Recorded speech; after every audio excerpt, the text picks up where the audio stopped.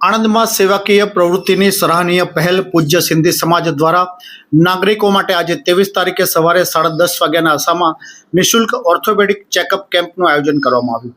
આણંદ શહેરના નાગરિકોના આરોગ્યની કાળજી અને સેવાભાવના ઉદ્દેશ્ય સાથે પૂજ્ય સિંધી સમાજ આણંદ દ્વારા નિઃશુલ્ક ઓર્થોપેડિક ચેકઅપ કેમ્પનું આયોજન કરવામાં આવ્યું હતું।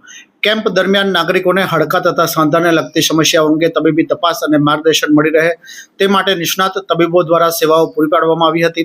આ સેવાકીય પ્રસંગે આણંદના સાંસદ મિતેશભાઈ પટેલ, ધારાસભ્ય યોગેશભાઈ પટેલ, શહેર પ્રમુખ હિરેનભાઈ પટેલ, મહાનગરપાલિકાના દંડક હિરલબેન શાહ સહિત મહાનુભાવો ઉપસ્થિત રહ્યા હતા।